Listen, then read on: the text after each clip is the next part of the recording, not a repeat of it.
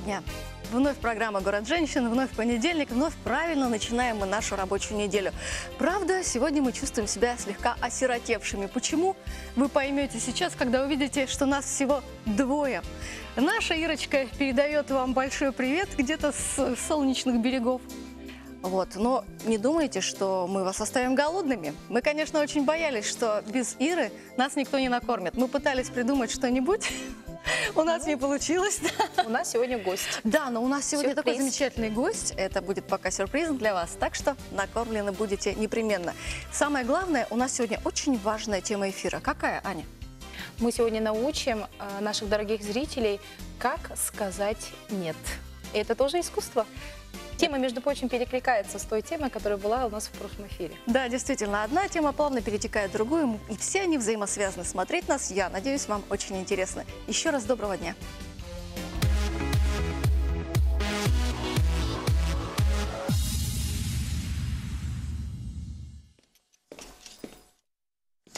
Итак, завершился наш конкурс на лучший рецепт мясных и рыбных блюд на приз компании «Индустрия спецодежда». Вот эти замечательные призы ждали своих обладательниц, ждали, кто же их выиграет. Ну и оказалось, что в нашем конкурсе приняло участие целых 23 человека. Ире Дегтяревой пришлось очень нелегко. Она возглавила жюри. И, конечно, выбрать какое-то блюдо было нереально сложно. Вы такие молодцы, столько хозяйшек у нас в республике оказалось. Тем не менее, тщательнейшим образом изучив все рецепты, Ирочка наша остановилась, жюри, целое полноценное жюри, остановилась на победительнице под ником Лиза Лиса. Она сразу несколько фоторецептов отправила, причем очень подробных, причем таких вкусных, что трудно было сдержать даже аппетит нашему жюри. Я слышала мнение девочек, поэтому я знаю, что это действительно очень вкусно. Все, кстати, эти фоторецепты вы можете увидеть в нашем инстаграме или у Лизы Лисы самой.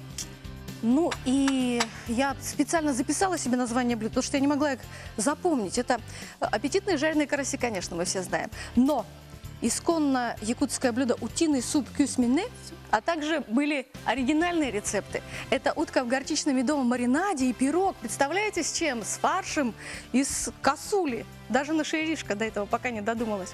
Поэтому от души мы поздравляем нашу победительницу. Приз компании «Индустрия спецодежда» вам вручает и надеется, что очень долгие-долгие годы вам прослужит верой и правдой этот замечательный термос нового поколения. Остальным хозяюшкам огромное спасибо. Все ваши рецепты войдут в мартовский номер журнала «Вкусная шкатулка рецептов». Вот как.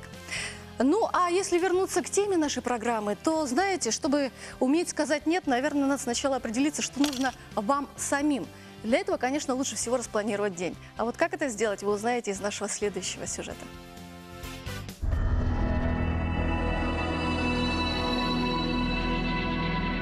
Первый месяц года наконец-таки подходит к концу. Но это совсем не значит, что нужно расслабляться. Ведь для каждого знака зодиака есть свой прогноз на эту неделю. Овны. Вам нелегко найти время для развлечений, потому что работы сейчас хоть отбавляй. Но не спешите расстраиваться. Ваши труды обязательно вознаградятся. Тельцы, за время новогодних праздников вы могли немного сбиться с рабочего ритма, а ваш организм тем более. Пора провести жесткий контроль и стать еще лучше. Близнецы, несмотря на все сложности, в любой ситуации старайтесь сохранять оптимизм.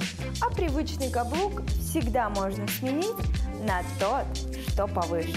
Раки, старайтесь по возможности не пропускать через себя чужие эмоции. Побыть эгоисткой и уделить время себе, любимой, никогда не помешает. Львы, вам могут поручить ответственное задание. Если вы готовы к таким кардинальным переменам, то не оглядывайтесь назад и ни в коем случае не сомневайтесь в себе. Девы, госпожа удача благосклонна только к решительным и активным, так что старайтесь особо не распространяться насчет своих успехов. Все-таки счастье любит тишину. Весы, вы любите контролировать все, что происходит. выполняя роль этакого режиссера на съемочной площадке. Ослабьте хватку и просто наслаждайтесь моментом. Скорпионы. Новый год, а это значит, что уже давно пора обзавестись новеньким гардеробом. Это проще, чем вы думаете. Не ленитесь и скорее отправляйтесь в магазин за покупками. Стрельцы, у вас столько дел, что есть вероятность что-то забыть. Но в этой суете ни в коем случае и ни при каких обстоятельствах не забывайте верить в чудо, ведь оно совсем рядом. Козероги, есть вероятность того, что вам захочется сменить свой образ. Но все-таки не стоит рисковать. Начинайте лучше постепенно. И самым верным шагом будет новый макияж. Водолеи, в этот период вы смело можете заводить домашнего питомца, кошку или собаку. Только перед этим обязательно все распланируйте. Рыбы, будьте умерены во всем. В еде, в спорте и даже в общении. Если вас будут окружать близкие по духу люди, то и вы не потеряете веры в лучшее. С вами была я, Маргарита Макарова. Желаю всем продуктивной недели. Смотрите наш гороскоп каждый понедельник. Пока-пока!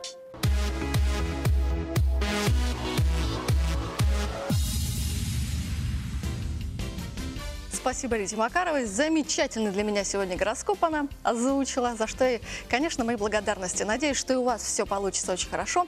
А о том, как сделать так, чтобы никто лишний вам не помешал, чтобы никто не смог сделать так, чтобы вы выполняли чье-то желание против своей воли, об этом нам прекрасно расскажет Анна Сергеева.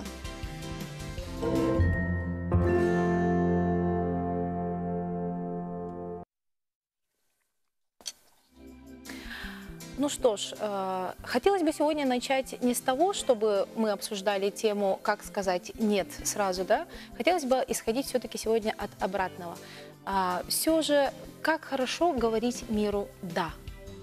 И почему это очень важно? Прежде чем научиться говорить «нет», давайте мы научимся говорить миру «да». И почему это очень важно? Когда мы говорим «да», «да» – это действительно положительная энергия, несет в себе положительный заряд, нежели слово «нет». «Нет» – это изначально уже отрицание, да? А «да» – это «да», когда мы миру говорим «да», с благодарностью. И все то, что предлагает нам жизнь, на самом деле, это только для того, чтобы человек был счастлив.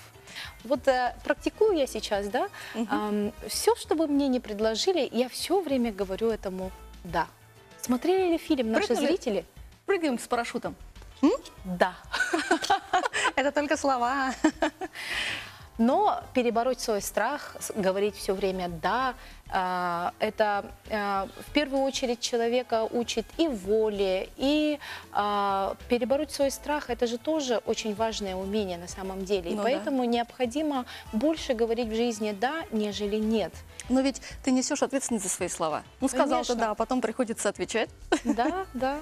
И отвечать почему? Отвечать не всегда это так трудно, как казалось бы. Жизнь нам никогда не дает тех как бы трудностей, да, которые Бог человек... не по силам испытания не дает. Вот именно, да. Бог не по силам испытаний не дает, поэтому все, что предлагается жизнью, в принципе, и нужно принимать с благодарностью и всегда говорить «да». А вот говорить «нет», в каких случаях можно говорить «нет»? Себе, может быть, говорить «нет». Во вредных привычках. О вредных привычках, да, это конечно. Вот в каком случае мы говорим «да» вредным привычкам? Это на самом деле, знаете, такой момент, когда человек внутренней гармонии не имеет, и когда человек занимается саморазрушением, такими вещами, как курение, алкоголь, переедание, это тоже считается же вредной привычкой. Конечно. Вот таким вещам, да, конечно, необходимо говорить «нет». И как научиться говорить это «нет» себе? Это все исходит из того, что вот эта вот гармония, когда мы говорим инь-янь, женщина и мужчина, я всегда говорю, килограмм мужчины, килограмм женщины. во мне должно быть. Значит, вот это и есть гармония. И эта гармония, когда человек гармоничен, он никогда не будет пытаться разрушать самого себя. То есть курить, то есть принимать алкоголь. Но понимаешь, человек-то не согласен с утверждением, что он не гармоничен. Да, я курю, допустим, говорит он, но зато я не бью жену, допустим. Ну, это, конечно, да, такое. Да. Ну, тут, знаете, как понять, что я Да, гармоничный как человек? понять это? Вот это вот уже, да, второй вопрос. И осознанность. Здесь необходима осознанность, когда я живу осознанно, когда я знаю себя, когда я каждый день знакомлюсь с самим собой. Это тоже работа, это тоже труд знакомиться с самим собой. Между прочим, познать самого себя – это, по-моему, самая сложная задача. Да. Почему с древности еще говорят, врачу познай самого себя, человек. Как в мультфильме «Кунг-фу панда» По там сердится же на Угвей, что Угвей 30 лет сидел в пещере, чтобы узнать самого себя и задавал себе только один вопрос: кто я? Так Илья Муромец 30 тоже лет. 33 года, по-моему, тем же занимался на печи, а потом раз и всех спас. Так, ну я не знаю, я надеюсь, что наши сейчас советы кого-то тоже спасут, потому что мы будем обсуждать достаточно сложные, серьезные темы.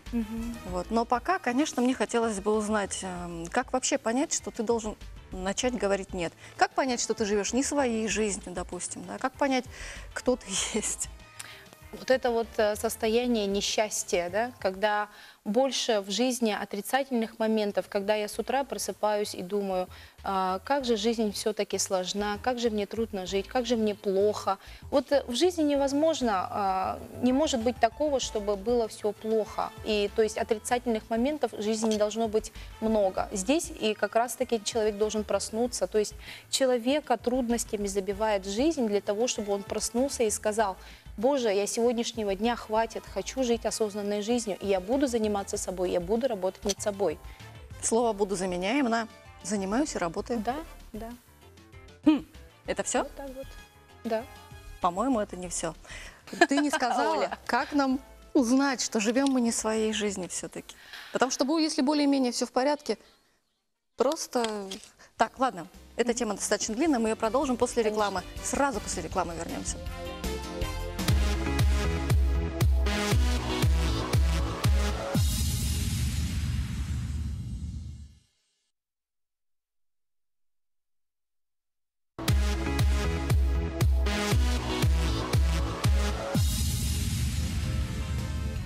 Мы возвращаемся не только в студию программы «Город женщин», но и к нашей теме. А тема у нас обширная. Как понять, что ты живешь не своей жизнью, как сказать «нет» бывает даже близким людям, которые, чересчур злоупотребляют своими родственными связями и своими просьбами. Ну что, это когда, допустим, просьба – это совсем другое. А как понять то, что я проживаю жизнь и существую просто, когда у меня нет должного образования, когда у меня нет работы, нет моего любимого дела, чем я занимаюсь, да?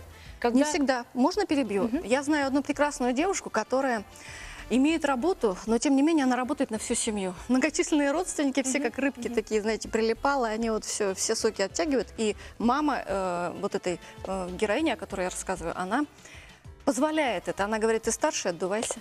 Ну, вот это вот очень обширная тема, на самом деле, если об этом говорить вообще. Есть понятие системы семьи, когда из поколения в поколение передается такая система, когда женщина сильная, и женщина должна всех обеспечивать, и обязана, и это идет подсознательно. И избавиться, чтобы от вот этого вот бессознательного, когда ведет тобою твое подсознание, а не сознание, о чем я говорю, то, что человек должен быть осознанным человеком, проснуться и сказать: нет, это не моя жизнь.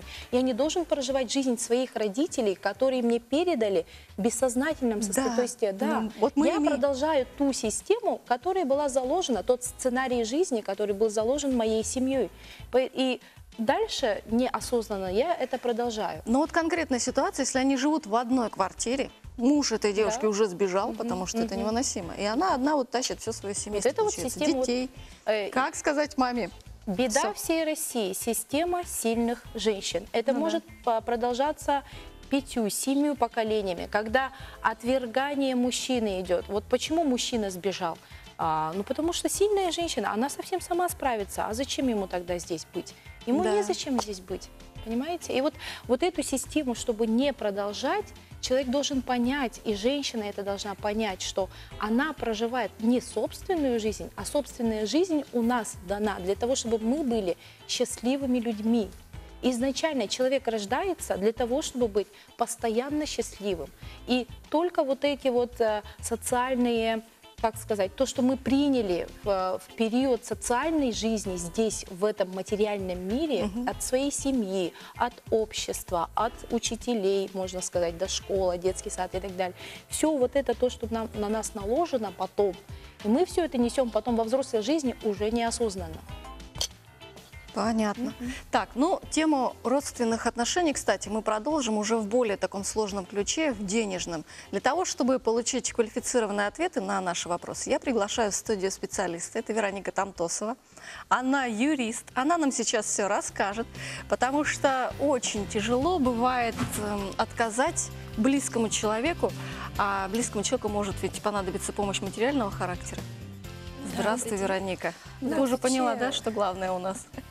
Ну, на самом деле, материальная помощь, мы сейчас уже перешли к таким более кредитным взаимоотношениям, да, то есть времена, когда занимали деньги просто по расписке, они как-то немножко уже отходят, да, сейчас все-таки предпочитают работать с банками. Да. Ну, в банке очень сложная система, то есть мы сейчас знаем, что банки тоже страхуются, находятся в сложном финансовом положении и, конечно, просят предоставить нам большой список поручителей. То есть раньше это были просто контактные лица, когда ты готов был дать свой телефон, тебе позвонили, ты рассказал, какой человек замечательный, ему выдали кредит.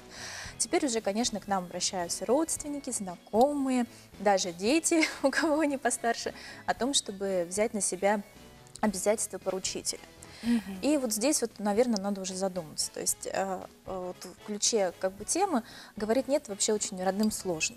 Родным, друзьям, то есть людям Близким. близким, да, очень сложно. Но мы должны помнить о том, что обязательства бывают разные. То есть бывают посильные обязательства, когда мы знаем, что человек, да, он берет там 30 тысяч на месяц, и он, правда, их способен вернуть, у него есть заработная плата, вроде бы все хорошо. Но даже если трудности возникнут, я за него готов этот долг погасить. То есть это не да, настолько 30 тысяч важный это не та человек. сумма, Да, то которую есть я тяжело за него с легкостью, ну, потерять. на самом деле такие суммы обычно поручители не просят, но тем не менее, да, как пример. Но когда уже речь идет о миллионных суммах, то надо, наверное, задуматься, потому что здесь очень тонкая грань, то есть до того, как вы пошли в суд, вроде бы вы еще пытаетесь его убедить, что он должен погашать кредит, вы вроде пытаетесь ему Нет, как-то даже если помочь, вы и всё. пытаетесь, если это, ну, допустим, родственник и так далее, ты, как правило, знаешь, что он не может. Ты уже понял, что он не может погасить.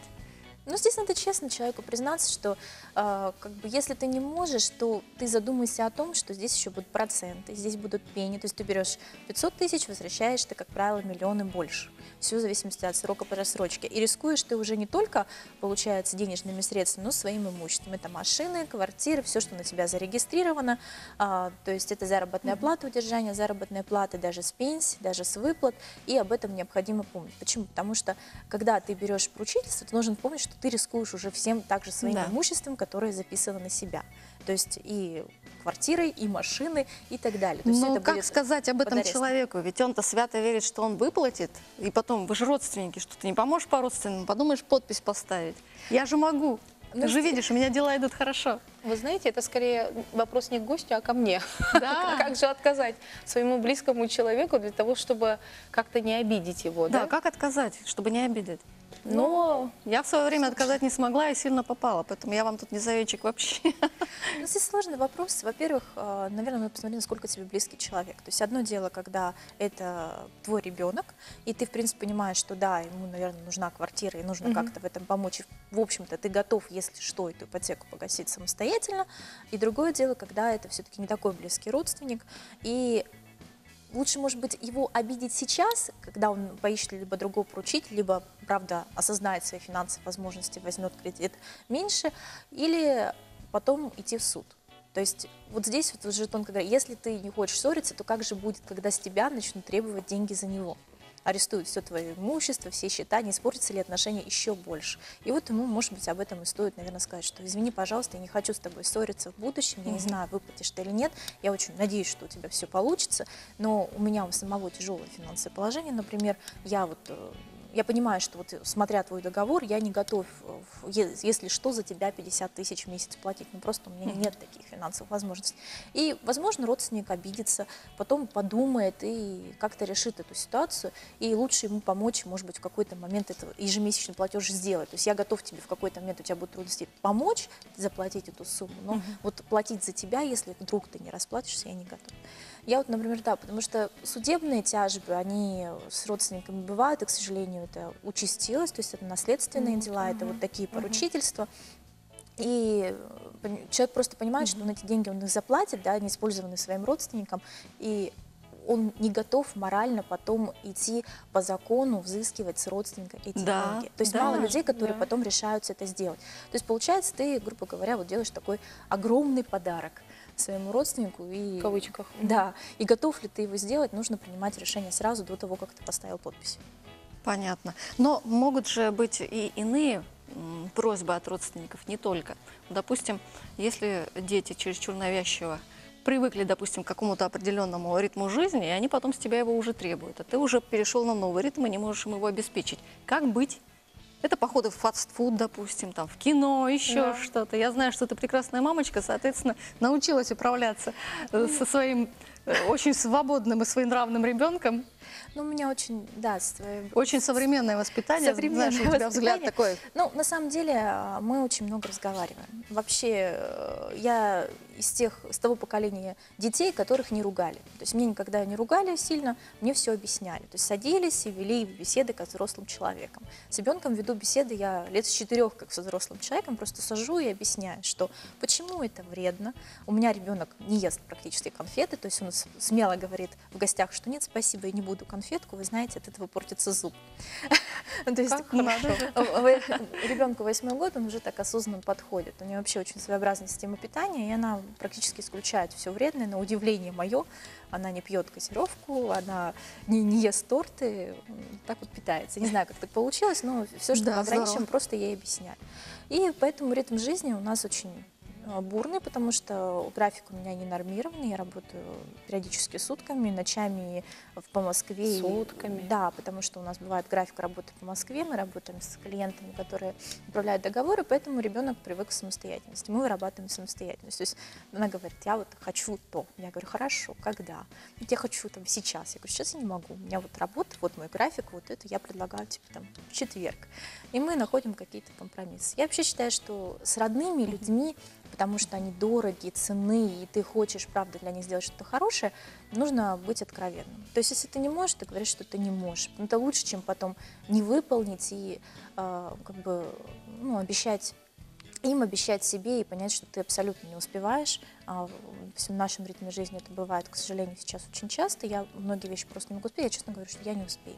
Я могу вот выделить время в субботу, но не сейчас. Понятно. Но вы, наверное, сама очень хороший пример для своего ребенка и сами тоже газировку не пьете. Да. Я видела их вдвоем. Да. Да, я видела их в непосредственно такой обстановке домашней, поэтому я говорю, да, там все в порядке с общением, с пониманием. То есть это, если ты с самого начала не отступаешь от какого-то заданного темпа воспитания, вернее, своего какого-то, не меняешь там, независимо от ритма своей жизни, то все равно результат положительный он будет. Если абстрагироваться от родственных отношений, как сказать «нет» начальнику? Ну, бывает так, что нет должностной инструкции, особенно если мы работаем там, по договору, да, по какому-то. Она где-то есть неизвестно где, вы ее давно забыли. Вот, а начальник вот увеличивает количество каких-то требований. Надо уже смотреть, потому что должностная инструкция вообще не подразумевается по договору оказания услуг. Да. Должностная инструкция подразумевается по трудовому договору, потому что если она имеется, она именно на штатного сотрудника разработана, на должность определенную и не касается лично вас. То есть, если я не в штате, у вас есть договор оказания услуг, которым должны быть предусмотрены обязанности, которые вам вменяются. Либо это должно быть приложение о перечне обязанностей. Но здесь, наверное, нужно четко разделять. То есть мы еще не дошли до того уровня, когда американского, скажем, когда есть контракт, и ты говоришь, вот у меня контракт, у меня перечень обязанностей, если вы хотите, чтобы я сделал что-то дополнительное, давайте заключим дополнительное соглашение. А как же человеческие отношения? Да, работодатель пока еще не готов идти. Да? Поэтому, наверное, все-таки надо предусматривать какой-то пункт договора, изначально его заключая, о том, что в случае увеличения объема как бы заключается дополнительное соглашение об изменении стоимости. То есть если мы видим, что увеличение объема уже в разы, то есть это практически в 2 раза больше, чем договор. Если я в штате, то я ничего не могу перечить. Нет, если вы Нет, считаете, у у вас тебя есть должностная инструкция инструкция. есть, и То ты есть, уже если не должна приняла её знать. должностную инструкцию, вы говорите, извините, пожалуйста, то есть у меня эта должностная инструкция не предусмотрена, а я работаю по должностной инструкции. Если вы хотите, чтобы я это сделала, то либо должно быть отдельное распоряжение, либо это, если я делаю вне рабочего времени, значит, это доплата за то, что я это делаю вне рабочего времени.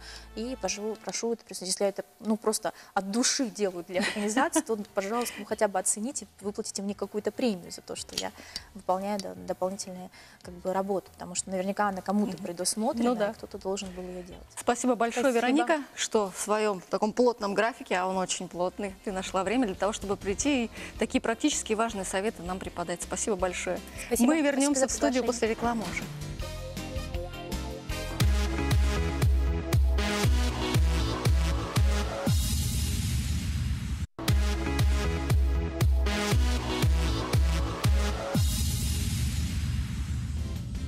Дорогие дамы, нахожусь здесь не случайно. Вот вы видите все это изобилие. Это говорит о том, что скоро весна, что самое время вам обновлять свой парфюм, чтобы во всеоружии встретить дыхание весны. С косметикой и парфюмом от Хозмаркета все непокоренные еще вершины в этом году покорятся вам с легкостью. Почувствуйте себя женщиной, просто приходя в Хозмаркет за товарами красоты. Вам рады сообщить, что открылся совершенно новый отдел косметики и парфюма по адресу Автострада 50 лет октября 1А. С заботой о вашей красоте ваш Хозмаркет.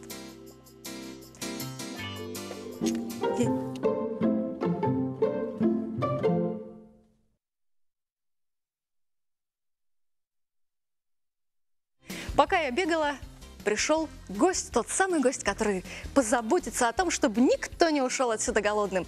Рада представить его. Это Андрей Дыденко, это шеф-повар. Вы же член гильдии шеф-поваров России. Вот. Ну, а регалии вы сможете прочитать уже на экране. Я так полагаю, что мы вам составим компанию. Вы не против, если на кухне будут две женщины, которые ничего не будут готовить? Анечка, иди сюда. Так. У нас приятная миссия. Вообще приятная. Мы любим все пробовать и смотреть. Что вы будете готовить? Сегодня я вам приготовлю селедку под шубой в авторской подаче. Для этого нам потребуется лук, сельдь слабосоленая, картофель отварной, свекла отварная, яйца, морковь и сыр. Нарезаем лук.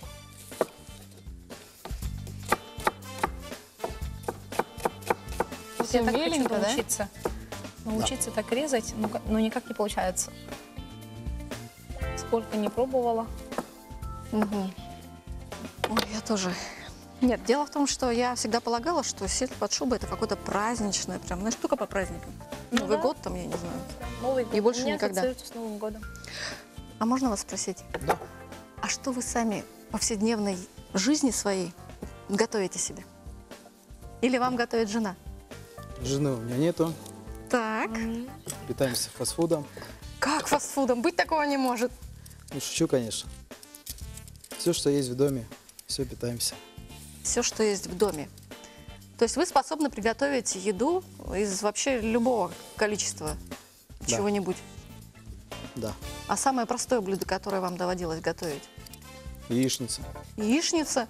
Это не самое простое блюдо. Бутерброд же самое простое блюдо. А бутерброд считается блюдом? Да, вообще он Это считается считается холодная закуска. холодной закуской. А почему вы так интересно делаете? Так вкусней? Это оформление будет блюда. А, это оформление. Человек думает об оформлении. Мы с тобой бы резали и резали. А вас часто просят приготовить что-нибудь вкусненькое? Друзья, Родственники, например. друзья. Да, постоянно. А вы говорите им нет? Чаще говорите да или нет? Чаще всегда да. Чаще всегда. Да, вот видишь, человек тоже не может отказать, оказывается. Да. А вам это всегда по душе? Или иногда вы думаете, ну зачем же я согласился? Ах. Нет, я выбрал эту профессию, она меня устраивает. А, то есть вы знали, на что шли? Да, Да. а вот и есть секрет любимого дела. Я не Точно. устаю тогда Да. вообще не от своего труда, тогда, когда я люблю свое дело. Это так. И А что, получаю вы, удовольствие. а что вы сейчас делаете? Вот, Это мы ну, сейчас под все подложки. подготавливаю для селедки под шубой. Я думала, это огурцы. только для роллов. Сейчас вы все увидите. Терпение, терпение, да? А женщины сильно мешают на кухне, когда вы готовите? Я не говорю про нас сейчас. Нет, наши сотрудники высококвалифицированные повара, все с разрядами, скрашивают наше общение на кухне.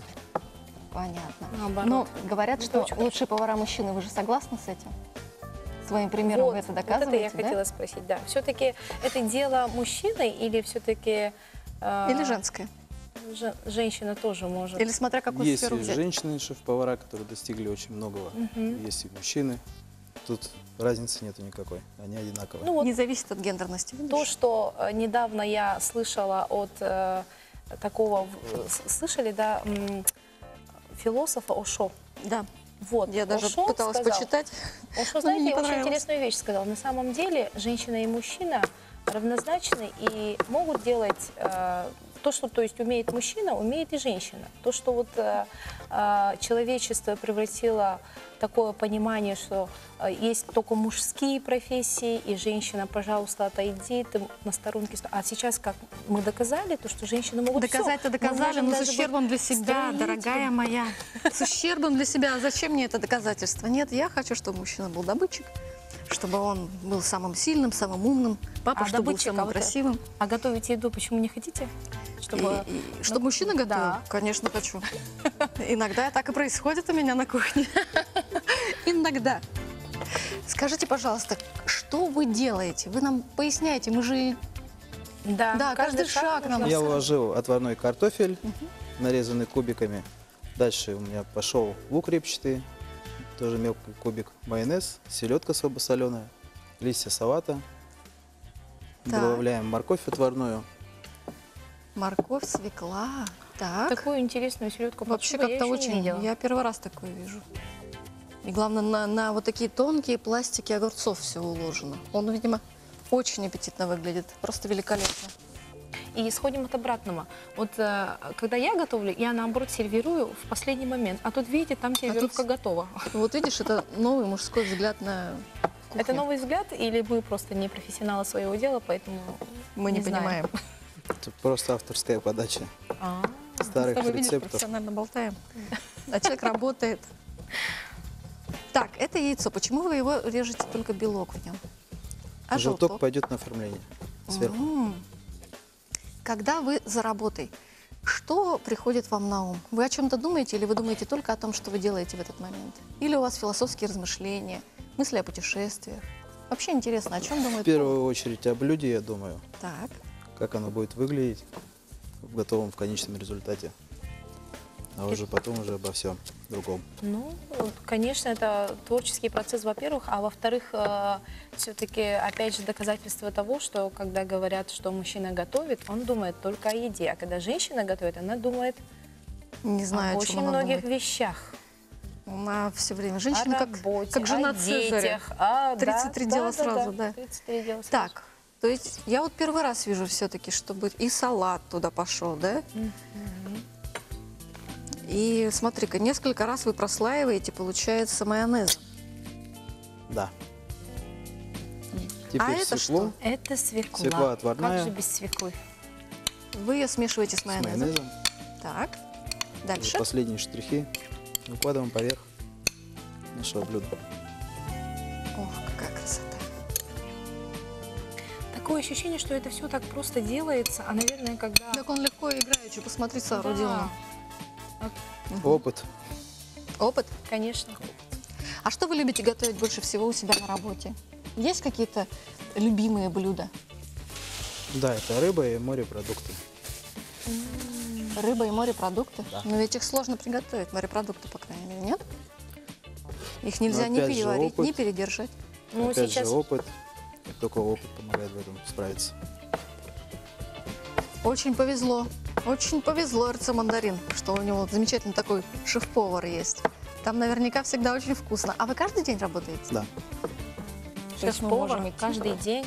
Это- А шеф-повар не может себе позволить? Я вот как бы начальник, могу Да, сегодня да, отдохнуть, да. завтра приду. Как говорится, начальство не опаздывает, Оно а задерживается. задерживается. Нет, такого у меня нет, у меня постоянный контроль. И на кухне, и в зале. Мы всегда рады увидеть гостя, в первую очередь. А кто составляет меню? Я. Вы составляете сами меню? составляете. А чем вы руководствуетесь? Ну, в первую очередь, я общаюсь с гостями в зале. Так. Спрашиваю, что они хотят увидеть в будущем. И уже, скажем, с ними уже составляю уже меню, которое полностью будет под их вкус. А сейчас восточная кухня очень модная же, может, поэтому вы любите морепродукты? Получается, вы готовите, умеете готовить и суши, и роллы? Да, конечно. А Всему где черпаете обучают. вдохновение? Кроме... Что-то приходит из головы, скажем. Мгм. Ну, у нас есть добрый, качественный интернет, который иногда помогает. Но этим никого не удивишь, поэтому приходится свое что-то авторское такое изобретать, чтобы устроить. Интересно. Вот Салат я мандарин заворачиваю. больше ассоциируется же с детьми. Развлекательный центр. Да, а сейчас больше, ну, как бы посетители больше дети или взрослые? В первую очередь, конечно, это дети, посетители, семьи, да. Ага. Ну, папы и мамы. У нас есть зона ресторана, где папа и мама едят, скажем, наши блюда. Есть 4-й этаж, где зона фудкорта. Там у нас пицца, бургеры наши фирменные, Фастфуд. Да. фастфуд. А авторский фастфуд бывает? Да, там у нас есть пиццы с различными наполнителями, начинками. От хот-догов до гамбургеров даже. А он менее вреден или нет? Утешите нас, что-нибудь нас. Он вреден, если честно. Так, ну давайте, что у нас далее? Сворачиваем рулет. Так, как мы это делаем? Да, Ой, это как тоже страшно. техника приготовления типа роллов, да? Да. Сжимаем. Видите? С восточной Уверенной кухней ручкой, смотри-ка. И это. А готовим мы селедку под шубой. Да, казалось бы. Так, лишнее. Да, убираем. А технология все-таки восточной кухни. Ну, не знаю. По-моему, это сборная солянка. Нормальное всемирное изобретение. Та же пицца – это тоже сборная солянка. Просто разно порезанных и разно, так сказать, разных сочетаниях. А как подается это? А, ну сейчас мы все увидим, наверное. Да. Ух ты. Так. Все это перебегает на блюдо. Ну вот, я не завтракала. Так. Ну, ты понимаешь, мы тут все в одной лодке. Вечно не завтракамши. Это очень Так. вкусно выглядит. и Выглядит красиво. потрясающе просто. Я полагаю, сейчас будет какой-то финальный акцент, о котором мы даже не подозреваем. Потому что шеф-повара, они такие, они любят удивить. Да, Добавляем сыр. сыр. Так, что еще? Давайте куда-нибудь его поставим, чтобы было видно. Вот сюда. Красоту наведем. Так. Не видно будет? А где будет видно? Видно? Вот. Так, это все или... Добавляем черный перец. Перец. Так. Вот так вот лучше видно. А дальше? И декорируем. Так. Так. Угу. Ух ты! Это вот что вот вы сейчас Вы сделали? когда-нибудь на своем Вот. новогоднем столе видели такое? Вот такую селедку под шубой. Кто бы мог подумать? Какая Спасибо вам красота. большое за эту красоту. Мы очень счастливы, что вы посетили нас сегодня, что вы нам открыли новый взгляд на, казалось бы, знакомые вещи. Спасибо большое. Спасибо.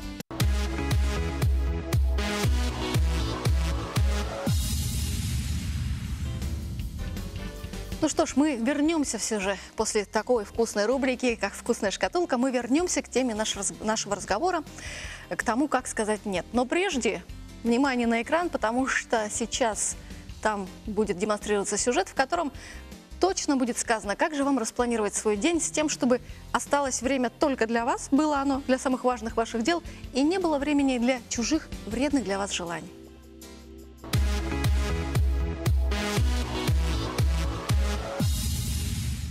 Что нужно сделать для того, чтобы научиться замечать каждый день маленькие радости? Конечно, завести ежедневник. А как его вести так, чтобы не было скучно? В первую очередь вы должны выбрать того самого счастливчика, который будет хранить в себе все ваши планы и воспоминания. Можно не просто записывать все подряд, а подойти к этому делу организованно и с творчеством. Например, для удобства можно и нужно использовать стикеры. Лучше всего выбирать ярких оттенков. Туда вы можете записать основные планы на день и постепенно отмечать то, что уже сделали. Если что-то не успели, то всегда можно переклеить заветный листочек на другую страницу. Оформление уже зависит от вашего настроения, ведь каждый день не похож на предыдущий. Вчера вы были романтичны, а сегодня вы дерзкая и непредсказуемая. Старайтесь передать то, что чувствуете, чтобы спустя много лет вы вспомнили, что вас наполняло в этот самый миг. Если вы сходили в кино, в театр или вовсе собрали вещи и улетели в середине недели, то обязательно сохраняйте билеты. Можно приклеить их на память, а рядом написать заметку, которая связана с этим событием. Сейчас практически все хранят фотографии в социальных сетях. Распечатайте их, и вы поймете, что они прекрасно дополнят ваши страницы этого года и будут радовать еще больше. Не забывайте писать и подмечать что-то хорошее, даже если день выдался не из легких. Ведь счастье может таиться в детском смехе, добром слове, да в каждой мелочи, которая заставила вас улыбнуться. Вы можете хранить в этом ежедневнике все, что угодно, будь это цветочек, который вам подарил любимый, или же приглашение на свадьбу друга. Неважно, вас ограничивает только ваша фантазия, ну и вместительность ежедневника. Выражайте себя.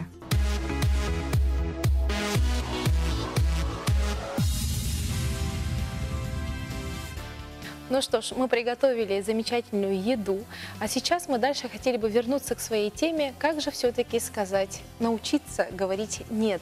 И сейчас мы хотели бы пригласить нашего дорогого гостя, профессионала своего дела. Это старший преподаватель филологического факультета, кафедра русского языка как иностранного Мария Соловьева. Здравствуйте. Здравствуйте.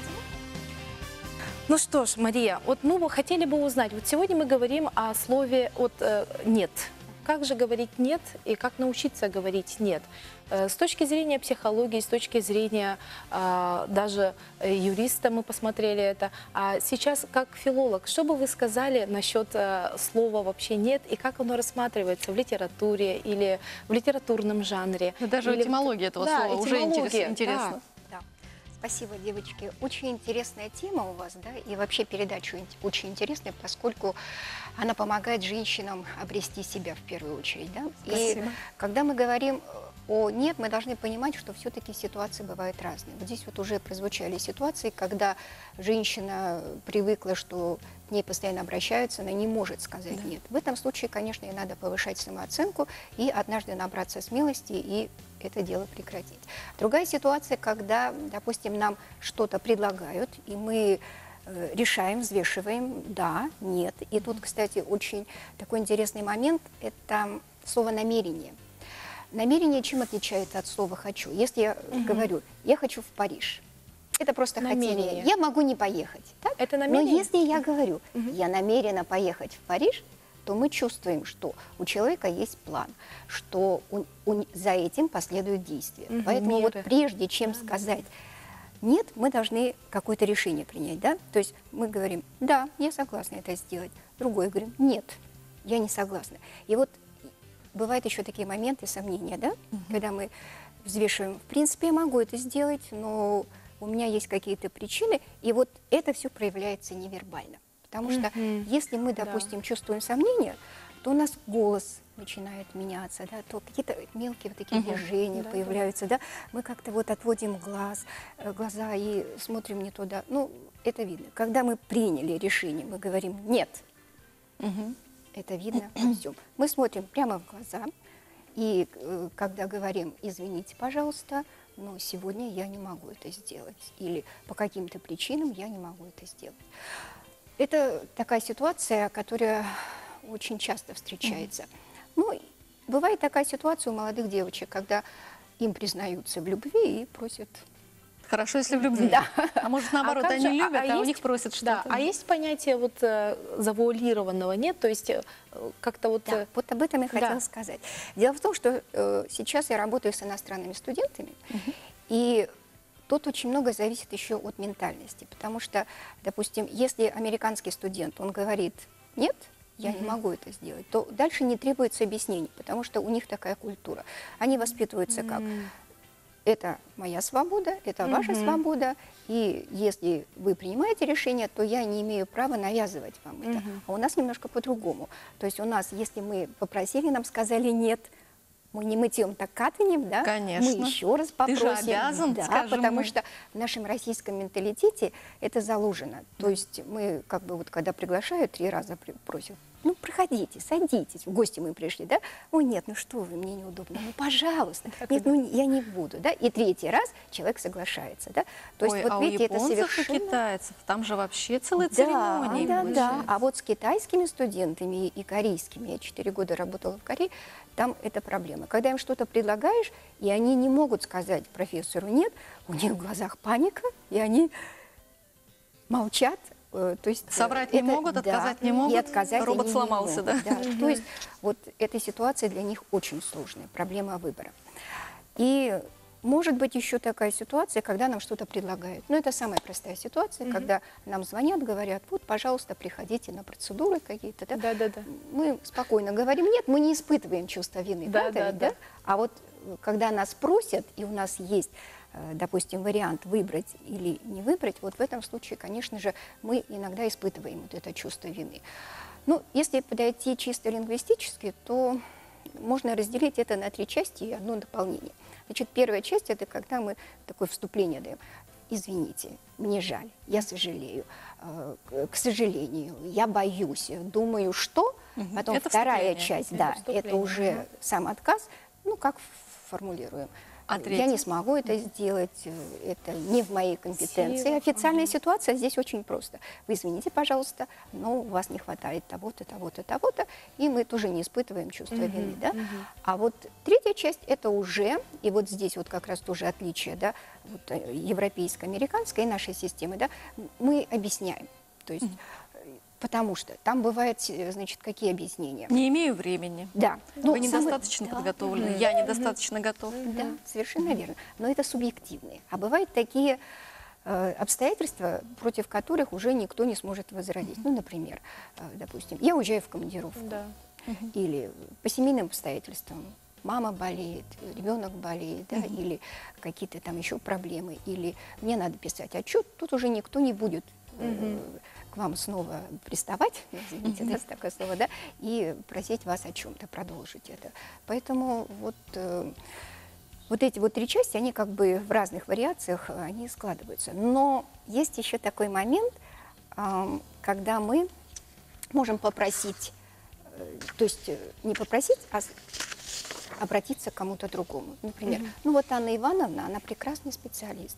Я, к сожалению, не могу вам помочь, обратитесь к ней. В таком случае у нас появляется надежда, и, конечно же, никто не будет на нас Ну да. обижаться.